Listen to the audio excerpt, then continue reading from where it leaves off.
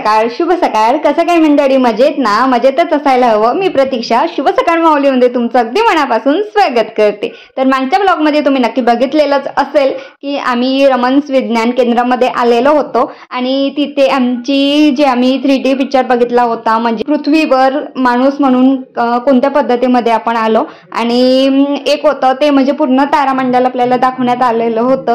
तर खूप छान. पण आता जो आपली इकडे ॲक्टिव्हिटी आहे, जो आपला एन्जॉय आहे, तर तो सुद्धा आम्ही भरपूर ॲक्टिव्हिटी होती, तर ते सुद्धा आम्ही इकडे केलेली होती. आणि मुलांसाठी तर सोडूनच द्या, भरपूर सारं काही होतं. आणि दानिश तर पूर्ण क्रेझी झालेला होता, म्हणजे त्याला कळत नव्हतं नक्की काय करावं. तो 2 मिनिटं म्हणजे इथे उभे राहायचा, तो तिथे जायचा. त्याची खुशी म्हणजे त्याच्या गगनात नावत नव्हती, अशा पद्धतीमध्ये झालेलं होतं.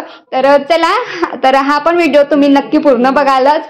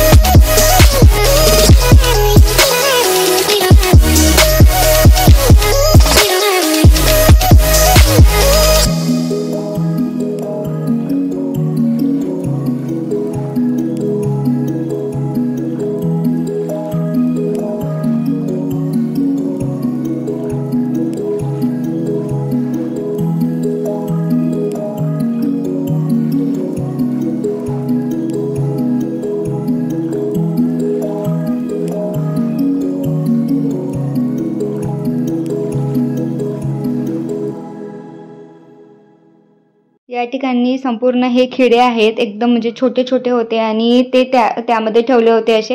आणि खालून जर आपण हात लावला तर आपल्या हाताचा जो पंजा आहे तो असा वर येत होता खिड्याच्या आकारामध्ये. आणि इथे तेवढं जास्ती काही वाटत नव्हतं, एकदम कोणी पण येऊन करू शकत होतं. पण इथे जे बारीक बारीक खिळे आहे, एवढं म्हणजे एवढे टोचवतो ते हाताला, ते टोचणं तर सोडा, नॉर्मली होतं. पण जेव्हा आपण हातामध्ये घेतो तर असं वाटत होतं की म्हणजे एकदम भरपूर असा मुंग्याचा गुच्छ हातामध्ये घेतलेल्या आहे, मुंग्या चालत आहेत त्या प्रकारे असं वाटत होतं.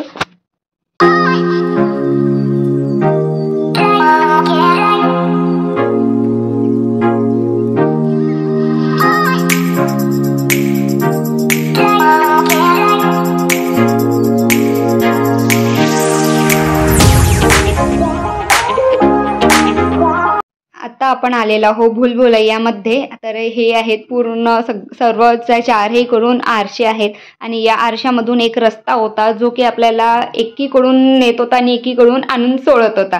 तर तो रस्ता म्हणजे खूप म्हणजे कळत नव्हतं आपण कुणीकडून जात आहे, काय जात आहे. आणि यातलं एक तात्पर्य म्हणजे जेव्हा आपण चालत आहे तेव्हा वर न पाहता आपल्या पायाकडे पाहायचं. जे प्लेन जो रस्ता दिसत आहे त्याकडे पाहिलं तर समजते की आपण रस्त्यानेच चाललेलो आहोत. पण जेव्हा वर पाहतो तेव्हा कळतच नाही, आपण बाहेरही आलो तरी सुद्धा समजत नाही की आपण बाहेर आलेलो आहोत म्हणून.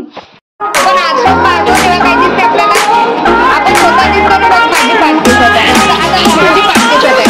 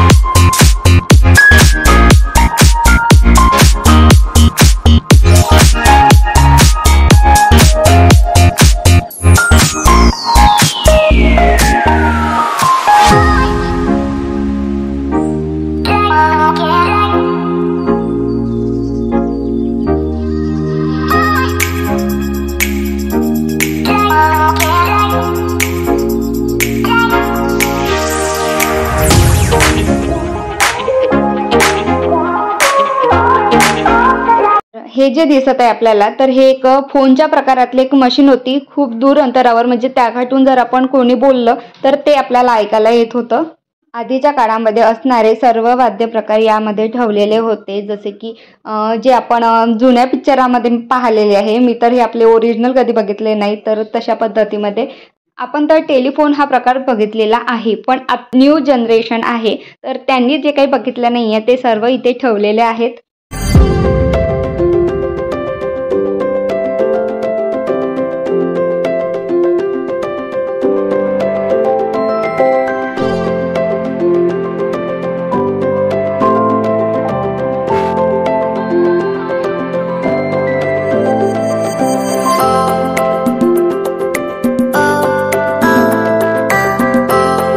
प्रश्नार्थक चिन्ह जिथे आपल्याला दिसून येते तिथे आपल्याला समजूनच जावं लागते की इथे काहीतरी अभ्यासाचा पराक्रम चालू आहे. तर तिथे जो कोणी अभ्यासू किडा होता तर तो तिथे जाऊन स्टॉप घेत होता आणि तिथले काही क्वेश्चन होते ते आन्सर तिथे सॉल्व करत होते. आणि इकडे जे आहे तर ते होतं की म्हणजे त्याचं जे पाणी येतं तर त्यापासून कशी बचत केली पाहिजे.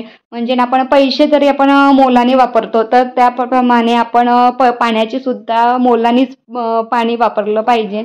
पावसाचं पाणी किंवा तलावाचं पाणी घेऊन तर तिथे आपण पिण्यापर्यंत पाणी कसं म्हणजे चांगलं करू शकतो तर हे होतं. आणि इकडे होतं दगड पाणी, त्यापासून शुद्ध पाणी आणि फिल्टर करून पिण्यालायक पाणी कसं आपण घेऊ शकतो तर यामध्ये हे पूर्ण दाखवलेलं होतं. असं खरी बोलत नाही पण मशीन खरी बोलते हे आता कळलं आम्हाला. आणि इकडे मुलांना उभं करून यामध्ये एक मेन्शन होत होतं ते म्हणजे हार्टचे ठोके बरोबर आहे की नाही, हाडामधलं कॅल्शियम विटॅमिन बरोबर आहे की नाही, म्हणजे कमी जास्त किती आहे ते सगळं इथे मशीनमध्ये पण उभं झाल्यानंतर मशीन ते सांगत होती. आणि आश्चर्याची गोष्ट म्हणजेच अशी की दानिश एकटा येऊन इथे क्वेश्चन सॉल्व्ह करत होता. म्हणजे त्याला आवड कशी आली तर माहित नाही. मला वाटलं की माझ्या 2 मुलांमधून एकही अभ्यासू पोरगा नाहीये, पण इथे नंतर कळलं.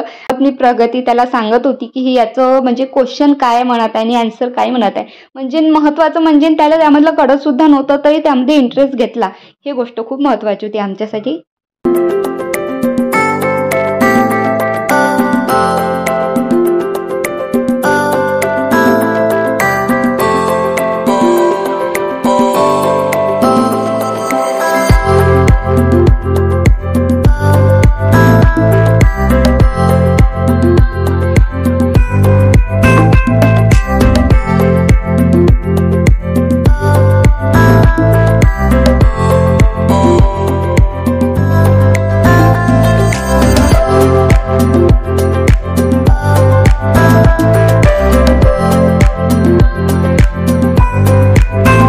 चला तर मग एवढं फिरून झाल्यानंतर आम्ही सर्वजण थकलो होतो. वर खाली खालून वर.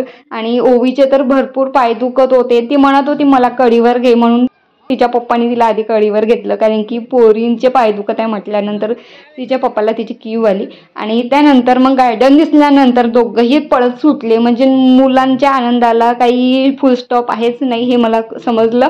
आणि इकडे गार्डनमध्ये खूप काही खास नव्हतं म्हणून फक्त एक गार्डन होतं. मुलं थोडेसे फिरले आणि आम्ही तिथून निघलो, कारण पायांचे दुखणं आणि पोटांची भूक ही मिटवायलाच पाहिजे. म्हणून इकडे थोडीशी पायाला विश्रांती पण आणि पोटामध्ये पण काहीतरी आपलं भरायचं होतं म्हणून दानिशसाठी इकडे बोलावलेला आहे आम्ही डोसा. आणि रावांनी मी समोसा घेतला. तर आम्ही इकडे नाश्ता करून निघालेलो आहोत आपल्या मेट्रोच्या प्रवासाने. आणि चला तर मग आजचा व्हिडिओ तुम्हाला खूप आवडलेला असेल तरच तुम्ही इथपर्यंत आता मला तुम्ही बघत आहेत. तर इकडे दानिश ओवीचा एन्जॉय बघा. आणि घरी गेल्यानंतर मला म्हणणार आहे की माझे पाय भरपूर दुखलेले आहेत, म्हणून तर एकदा तरी असा वेळ काढून तुम्ही नक्की फिरायला जा. एक दिवस फॅमिलीसाठी आपल्याला काढायला पाहिजे. वाटलं राव पण थकले आहेत म्हणून शांत बसून आहे, पण नाही, डोक्यात काहीतरी विचित्र चालू होतं. अरे ब्लॉग बनत आहे म्हणजे आपण चष्मा लावून रेडी राहायला पाहिजे. चला तर मग याच नोटवर आजचा व्हिडिओ थांबवते. व्हिडिओ आवडला असेल तर व्हिडिओला लाईक शेअर सबस्क्राईब नक्की करा. Thanks for watching my video. Bye.